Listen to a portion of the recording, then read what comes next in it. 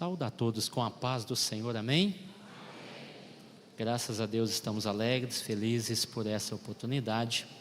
E enquanto você abre o seu livro na página de número 24, eu quero agradecer a Deus pela vida do pastor Isaac, nosso pastor presidente, e aqui também representa todos os obreiros e pastores desta casa.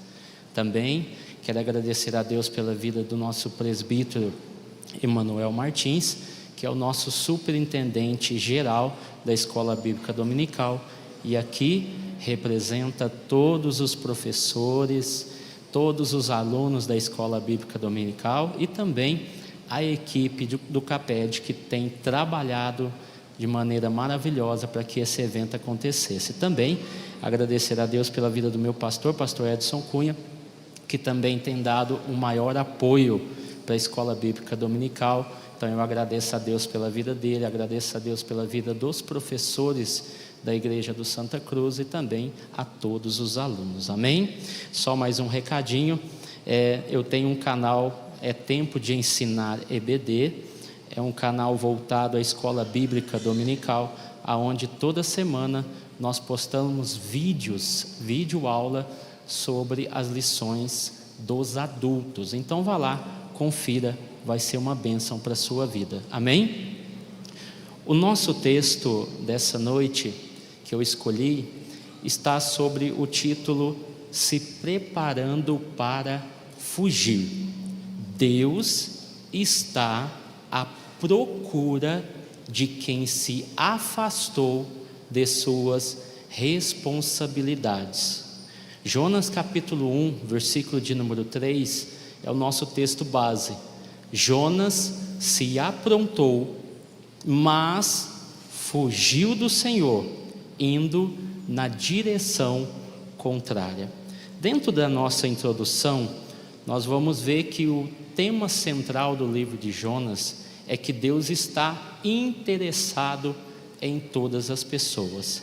Mas nós vamos ver no livro de Jonas que ele se tornou insensível, se tornou uma pessoa vingativa, se tornou uma pessoa nacionalista e também muito soberba. Isso nós encontramos no livro de Jonas. Quando nós olhamos para a sua figura histórica, que contém raízes profundas no tópico 1, nós encontramos um grande profeta. Esse nome Jonas significa pomba, ou seja, talvez esse epiteto seria por causa da sua árdua viagem até a cidade de Nínive, pois ele se encontrava morando em Gat-Hefer, que é conhecida no Novo Testamento como Caná da Galileia, aonde Jesus realizou o seu primeiro milagre propriamente dito e escrito na Bíblia Sagrada. Ele reinou, esse profeta Jonas, no período do rei Jeroboão II.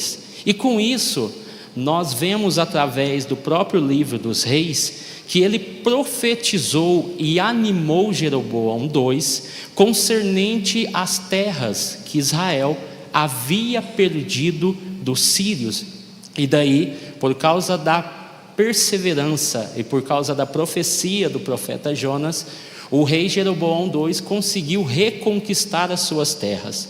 E quando nós olhamos para esse período histórico do profeta Jonas, nós entendemos que ele foi um instrumento muito importante para a expansão das fronteiras de Israel. E nós entendemos também pela própria Bíblia que o texto ele deixa muito bem claro que ele morando em Gat-Hefer, que lá na frente seria chamada de Caná da Galileia, era um lugar muito especial. Por quê? Porque foi aonde Jesus realizou o seu primeiro milagre e também aonde Nicodemos foi questionado pelos fariseus, porque os fariseus disseram: olhe as sagradas escrituras e verás que da Galileia não surgiu nenhum profeta. Eles haviam esquecido do profeta Jonas, que era de Gat-Hefer, da região da Galileia. Então, o profeta Jonas é o único profeta no Antigo Testamento que é mencionado e a sua vida é comparada à vida e obra do Senhor Jesus, quando ele fez o assunto da ressurreição. Então nós vemos um grande profeta com uma grande habilidade, só que nós vemos um profeta com grandes traumas. Quando eu olho o tópico 2, um trauma a ser enfrentado, nós vamos ver que o profeta Pombo, ele deveria ter percorrido 800 quilômetros até chegar à cidade de Nínive, mas ele, olhando a circunstância e olhando a nação da Assíria, que era até então uma nação inimiga, ele olhou e viu que a nação de Israel havia sofrido nas mãos do rei Salmaneser III com altas cargas de tributo. Também ele reconhecia que a Síria havia confrontos diariamente com os assírios por causa de terras. Ele também compreendia que Tiglat-Pileser III havia tido muitos momentos de crueldade. Daí ele entendeu que a nação da Síria não tinha medo. Através do medo, ele concluiu que a tarefa não era para ele. Além dele concluir, ele também sentiu que a ordem de Deus realmente era autêntica, mas que não poderia ele colocar esse projeto em ação.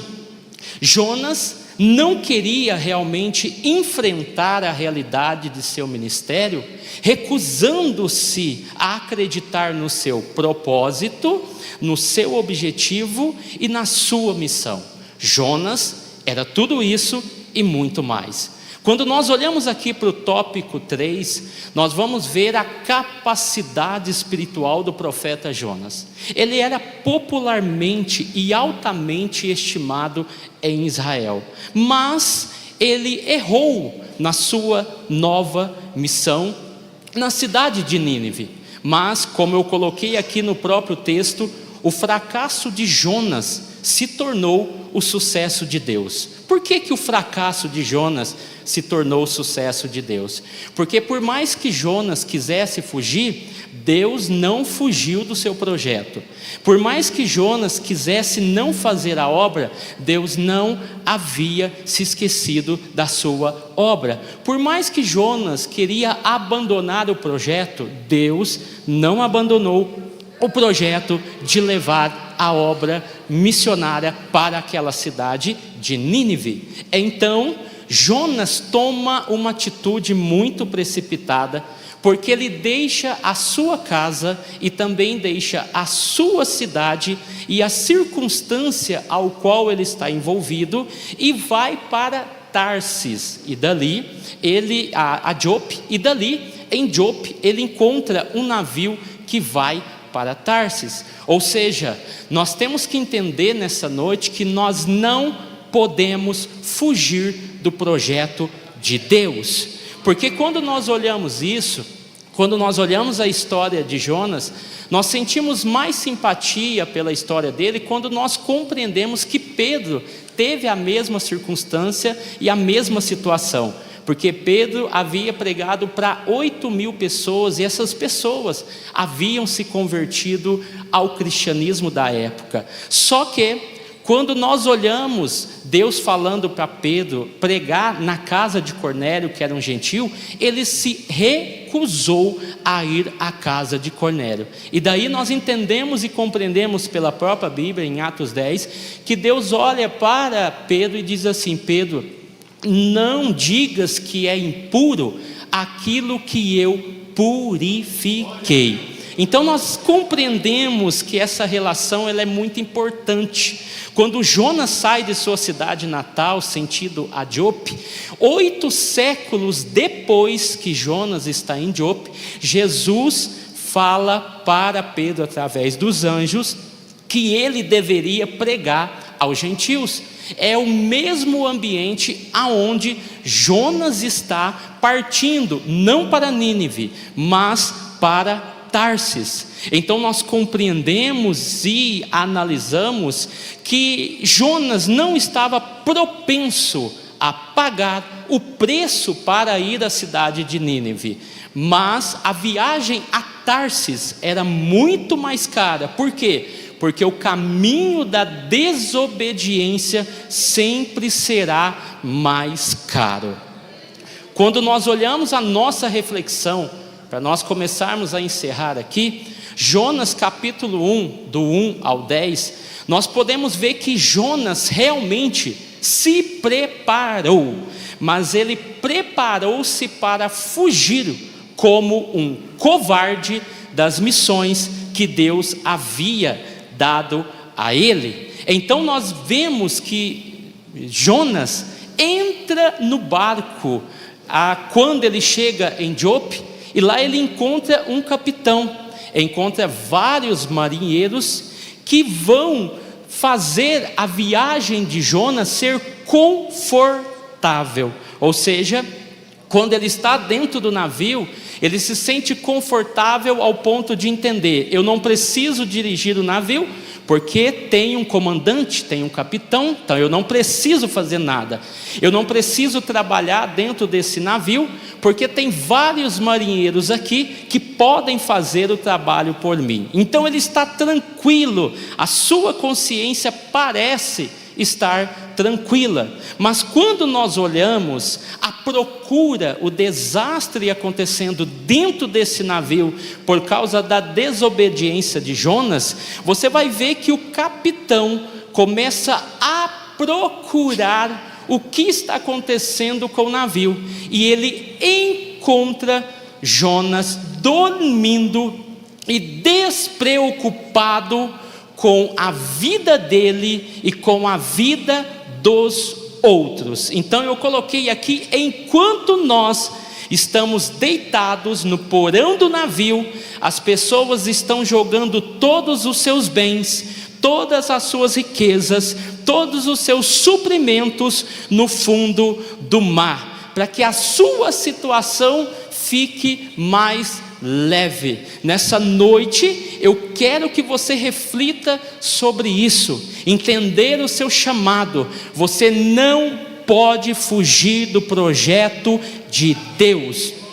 Algumas perguntas são levantadas aqui que servem para mim e para você. A pergunta que fizeram para Jonas foi o seguinte: quem é o culpado de tudo isso? O que você está fazendo aqui? De onde você vem? De que país você é? E qual é o seu povo? E após Jonas assumir a sua culpa, o capitão diz assim para ele: veja só o que você fez, chamando uma responsabilidade para nós, para que nós não fujamos daquilo que Deus confiou na nossa mão. Talvez no ano de 2023 você diz: eu vou fazer, ou você diz: eu vou largar, e nada aconteceu. Mas Deus marcou essa conferência para mostrar para você que você é importante, que existe uma missão para você, que Deus conta com você, e que esse projeto vai terminar porque você faz parte dessa obra. E quando nós olhamos aqui, o capítulo 3, versículo 2, Deus pela segunda vez fala a Jonas: apronta-te, ainda é tempo de consertar esse erro e procurar o caminho da vontade de Deus. O seu trabalho é importante para Deus. A cidade de Nínive espera por você. É um campo hostil? Sim. Tem muitas dificuldades? Sim. Mas lá tem 600 mil pessoas, muitas delas que não sabem discernir a mão esquerda da direita, mas Deus ainda conta com você. Você ainda tem uma nova oportunidade de fazer a diferença na sua igreja, nessa cidade, pelo CAPED, pela escola bíblica dominical. Ou seja, Deus tem uma segunda chance para você, Ele não te esqueceu, amém?